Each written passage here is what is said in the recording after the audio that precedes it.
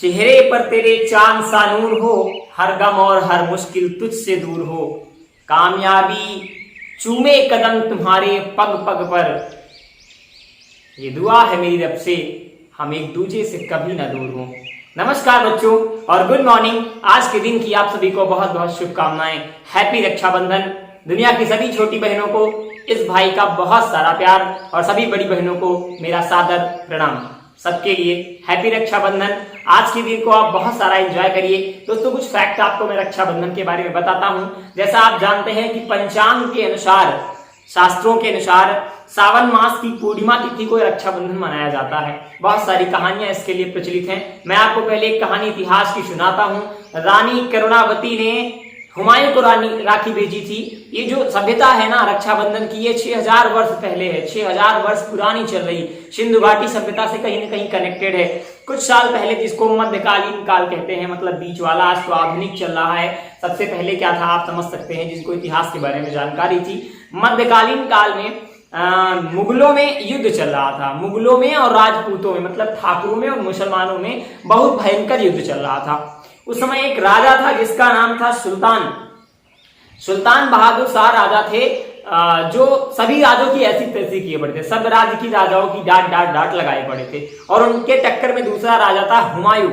दोनों राजा भले ही एक दूसरे के एंटी पार्टी के नहीं थे, मतलब आप समझिए जातिवाद वाला युद्ध चल रहा था, जातिवाद वाला। तो एक राज्य था चित्तौड़। बहादुर शाह ने वहां पर हमला बोल दिया और चित्तौड़ के राजा को मार डाला। अब चित्तौड़ के राजा की जो रानी थी, जिनका नाम था करुणावती, वो विधवा हो गई। अब उनको समझ में आ गया कि मैं जीवित नहीं बचूंगी, तो उनको कोई ऑप्शन नहीं मिला। उन्होंने क्या किया, हुमायूं राजा के पास राखी भेजी और एक पत्र लिख के भेजा कि मेरी जान खतरे में है, मैं तुम्हें भाई का दर्जा देती हूं या मैं तुम्हें भाई बनाती हूं। ये रक्षा मैंने तुम्हारी कलाई में बांधने के लिए भेजा है। अब मेरे रक्षा का दायित्व तो तुम्हारा है। दोस्तों पता है, पहले के लोग ना दिमागी नहीं होते थे, पर दिली बहुत ज्यादा होते थे। दिमागी भी होते थे। जितना दिमाग हम और आप पीएचडी करके पाते हैं ना, आज के कुछ साल पहले उतना दिमाग एक 8th पास के बच्चे के पास होता था। कभी विश्वास ना हो ना तो अपने दादाजी के पास बैठ के देख लेना। उनके 5 पूछे गए क्वेश्चन में से अगर 2 का आंसर दे देना ना, तो जान जाना कि तुम इंटेलिजेंट हो। जिस सब्जेक्ट में तुमको अपने आप पे गुमान हो ना, लगा के देख लेना एक बार। दादा के पास बैठना, तुम्हारे घर में तुम बुजुर्ग दादा हो गाँव में, तुमको मैथ में क्वेश्चन पूछेंगे, अंग्रेजी में पूछेंगे, हिंदी में पूछेंगे, किसी एक सब्जेक्ट में एक आंसर नहीं दे पाओगे। और ज्यादा पढ़े लिखे नहीं होंगे, अच्छा 8 पास होंगे, कितने भी इंटेलिजेंट हो तुम। पहले के लोग दिल से बहुत कनेक्ट होते थे। एक रक्षा सोचिए, एक धागे, कहां वो ठाकुर कहां ये मुस्लिम, दोनों में युद्ध चल रहा है, फिर भी केवल एक धागे की कीमत रखने के लिए हुमायूं राजा रानी करुणावती की रक्षा के लिए चल पड़े। और उन्होंने चित्तौड़ पे राजा सुल्तान, जिनका नाम मैंने लिया सुल्तान बहादुर शाह, के खिलाफ जंग छेड़ दी। सिर्फ जंग नहीं छेड़ी, सुल्तान बहादुर शाह को हरा भी दिया और रानी करुणावती को बचा लिया। इतिहास की इस कथा से लेकर के तब से आज तक रक्षाबंधन का प्रचलन चल रहा है।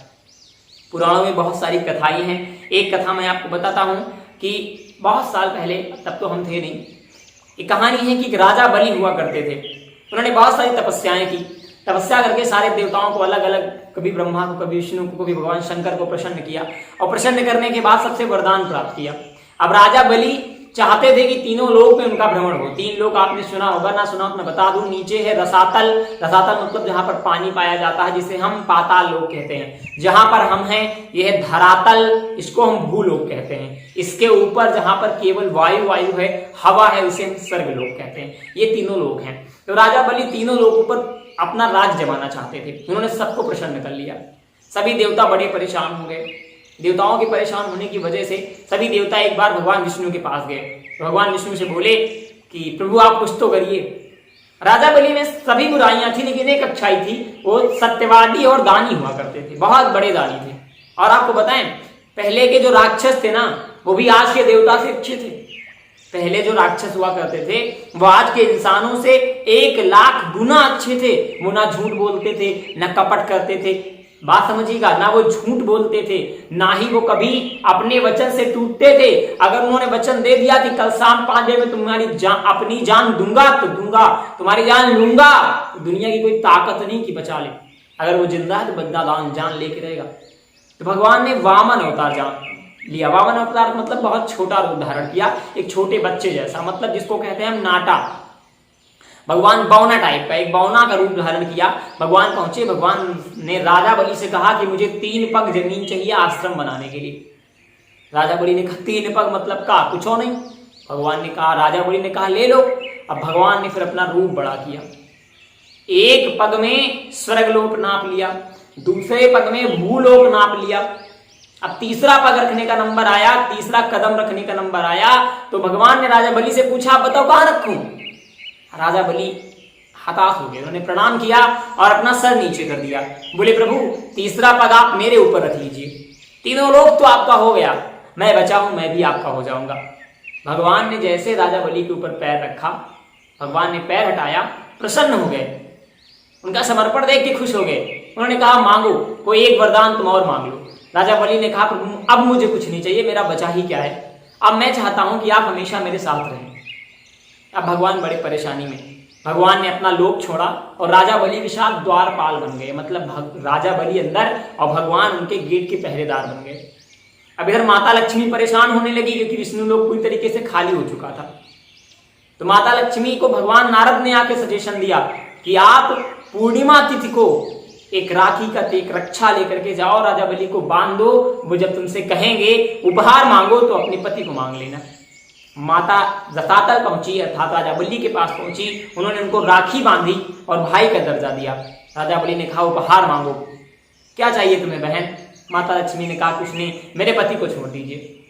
राजा बलि ने कहा ले जाओ, और भगवान विष्णु को लेकर चली आई। ऐसे बहुत सारी कथाएं हैं, आपने महाभारत में सुना होगा कि एक बार रानी द्रौपदी ने अपनी साड़ी का एक छोटा सा पल्लू, साड़ी का थोड़ा सा किनारा फाड़ करके भगवान कृष्ण के हाथ में बांधा था। तो जब द्रौपदी का चीरहरण हो रहा था दुर्योधन के दरबार में, तब भगवान ने उनकी साड़ी बढ़ाई थी। एक ऐसी कहानी आपने सुनी होगी। एक कहानी और है कि भगवान इंद्र से बहुत सारे राक्षसों की लड़ाई हो रही थी, देवता सब हार रहे थे, उनको कोई उपचार नहीं सूझा, तो सभी देवता भगवान उनके ब्रह्मा जी के पास पहुंचे। ब्रह्मा जी की पत्नी का नाम था सुचि, जिसको ब्रह्माणी कहते हैं। माता ब्रह्माणी ने भगवान इंद्र को कहा कि मैं कल तुम्हें पूजा करके एक रक्षा सूत्र दूंगी और मैं तुमको बांध दूंगी। उस रक्षा सूत्र को जो पहन के उस राक्षस के सामने युद्ध करने जाएगा, वो राक्षस उससे हार जाएगा। तो माता सुचि ने भगवान इंद्र को रक्षा सूत्र बांधा, और वो तिथि थी सावन मास की पूर्णिमा तिथि। सात्विक वचन करके जब सूत्र बांधा गया, तो भगवान इंद्र जब उस राक्षस से लड़ने गए तो राक्षस हार गया। तब से कथा से बहुत सारी कथाएं प्रचलित हैं, कितनी कथाएं सुनाई जाए, बहुत सारी कथा आपको सुनने को मिली होंगी रक्षाबंधन के पर्व में। सही बातें तो ये हैं दोस्तों कि आज के समय में ना सारे रिश्ते व्यवसायीकरण हो गए हैं, सभी रिश्ते ना कहीं बिजनेस से कनेक्ट हो गए हैं। यही एक रिश्ता हमारा बचा है जो बिजनेस से नहीं जुड़ा है। लेकिन कभी कभी मैंने इन रिश्तों में भी लोगों की कटिल्ले सुने हैं। लोग कह देते हैं इतनी दूर गई राखी बांधने, भैया ने 100 रुपये थमा दिया। छोटी मोटी बातें हैं अभी भी, लेकिन ये सब बातें चलती हैं, लोगों तक कहीं न कहीं पहुंचती हैं। मैं आपको एक छोटी सी बात बताऊं दोस्तों इस पर्व पर। वैसे तो कोई निगेटिविटी की बातें करना आज अच्छी बात नहीं है, फिर भी मैं चाहता हूं कि कुछ थोड़ी सी बातें हमारी और आपके बीच में हो जाएं। पता है आज के समय में कहने के लिए हम रक्षाबंधन का त्यौहार मनाते हैं। रक्षाबंधन का ये मतलब नहीं है कि सिर्फ साल में एक बार हम अपने बहन से राखी बंधवा लें और उसको 100-200 रुपए दे दें या एक कपड़े दे दें या कुछ दे दें, बस खत्म रक्षाबंधन। रक्षाबंधन का मतलब हुआ कि हम पूरे साल अपनी बहन को खुश रखें। आप एक बार अपने आप से पूछिएगा, क्या आप अपनी बहन को सच में खुश रखते हैं? नहीं रखते। आप दूसरों की बहन को खुश करने में पूरा समय व्यतीत कर देते हैं, और आपकी बहन को खुश करने के लिए कोई अगला परेशान होता है, कोई अगला आपकी बहन को खुश करने में लग जाता है, और फिर आप उस अगले के पीछे लग जाते हो और फिर आपकी बहन दुखी हो जाती है। मेरे लॉजिक को समझिएगा। आप दूसरे की बहन को खुश करने में अपना पूरा का पूरा समय बिता देते हो, बाबू सोना करने में, और आपकी बहन को खुश करने के लिए कोई अगला व्यक्ति समय बिताता है। और जब आपको पता लगता है तो आप अपनी करतूतें नहीं देखते हो कि तुम कौन सी घटिया हरकतें कर रहे हो। तुम ना सीधे इस थर्ड पर्सन के पास जाते हो और इसको टार्चर करते हो, जिसकी वजह से आपकी बहन दुखी होती है, और फिर भी तुम अपने आप को भाई कहते हो। मैं ये नहीं कहता हूं कि हमारी बहनों पे किसी की आंच आए तो तुम उसे छुओ नहीं, बिल्कुल जाओ बात करो, लेकिन चोर को खत्म होने से चोरी नहीं खत्म होगी, चोर का कारण खत्म करने से चोरी खत्म होगी। आप बार बार चोर मार रहे हो, आप बार बार चोर मार रहे हो। गलती आप कर रहे हो, मिस्टेक आपसे हो रही है, शुरुआत आप कर रहे हो ना, आप भाई हो, आप भी तो यही कर रहे हो। आप भी तो दूसरों की बहनों को बाबू सोना कर रहे हो, तो तुम्हारी बहन को कोई बाबू सोना नहीं करेगा।